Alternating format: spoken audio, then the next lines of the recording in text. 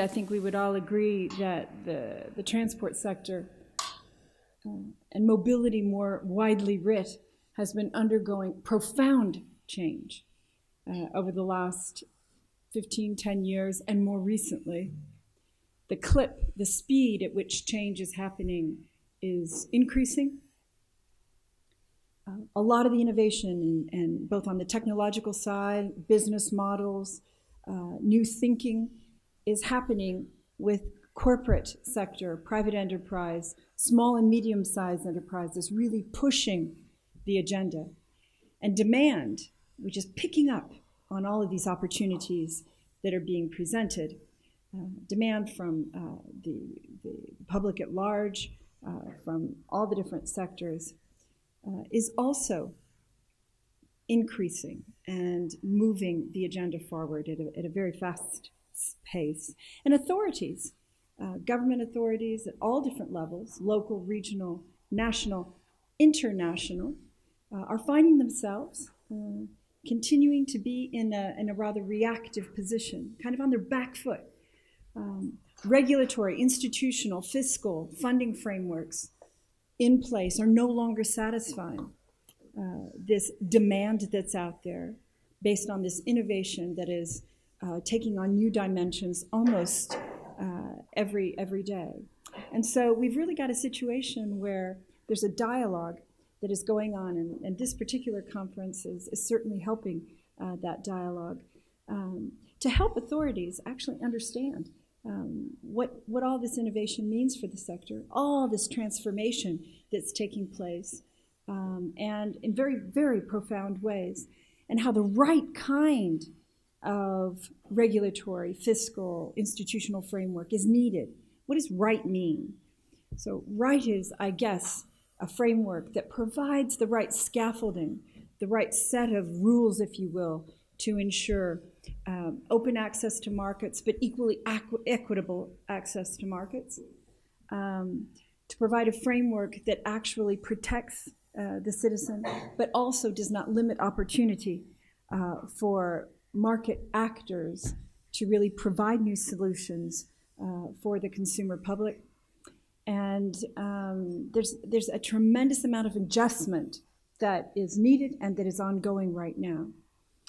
Many of you are probably in a framework of one of those different actors that finds itself either out there on the forefront of innovation, developing the ideas, conceptualizing the technology, deploying it in pilot phases, or you're a part of authorities in one way or another that are thinking through all of this, that are trying to reckon with the change and provide the right framework for it. So it's a fascinating time for all of us to be involved in mobility in one way or another. And so with that, there's some questions out there on the horizon. There are 5 that our organizers have set for us, and these are good questions, and I think they frame nicely the debate. And so before introducing our very distinguished panel today, let me just shape, perhaps some of you have had a chance to familiarize yourself with these questions, but let me set them out there so that we can at least have them in mind as we go forward.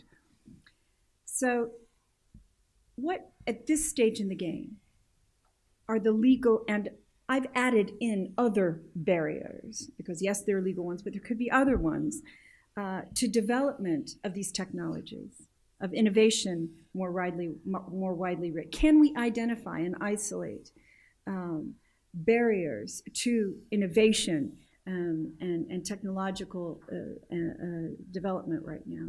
Okay, so that's on the development side. And then where on this road are we in terms of the setting out of a clear and coherent framework for large-scale deployment, so for implementation of these technologies? And I think in particular, we're going to be focusing on cooperative intelligent transport systems, but not exclusively. We're going to touch on automation.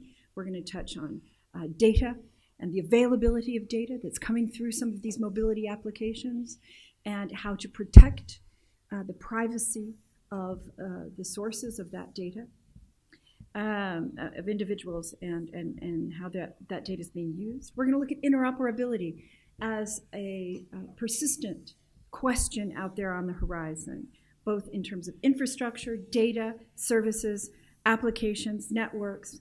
Interoperability is really essential, and of course the Commission and the Parliament together in dialogue are working through how to create that right framework for a fully interoperable system.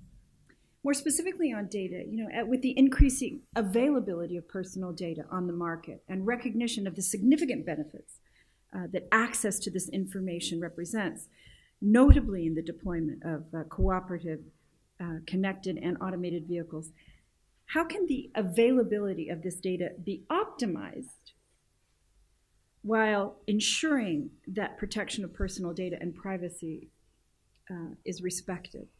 Okay. And then liability. We've talked over the last number of years a lot about liability. Do we have a handle on it? Where are we related to ITS applications in particular? How is liability still shaping the dialogue in this area as we move from conceptualized ideas to applications of technologies? And then, of course, safety. Safety's been put out there as one of the key potential benefits of all of this information, and notably in the context of connected and automated vehicles. Do we really understand the safety benefits? Do we have a handle on them? Or are there still questions associated with this benefit of safety that has been advanced as one of the key reasons for pursuing automation in the sector? And I think we would all agree that a tremendous amount of resource is going to automation as almost a goal in and of itself right now. Is that a good thing? Do we need to roll back a little bit and take some perspective on automation? Is too much resource going into the development of automated technologies, or are we all very positive about the benefits that automation is going to bring to the sector? And safety is certainly one of the key roles there. And with automation, there are security questions that arise. And I think we would all agree that security, notably cybersecurity, is right out there on the horizon as one of the risks that almost all sectors are facing right now. And of course, the advancement and understanding of how to quell that risk is certainly going forward. There's a lot of progress. But what are the events out there that we haven't yet ascertained, and are we ready for them?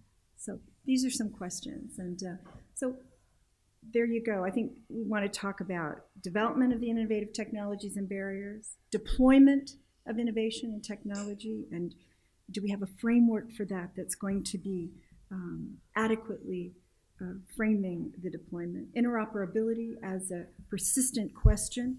Where are we on the road to greater interoperability? The availability and protection of personal data that is so useful out there, but how do we ensure that it's properly used and that individuals are properly protected?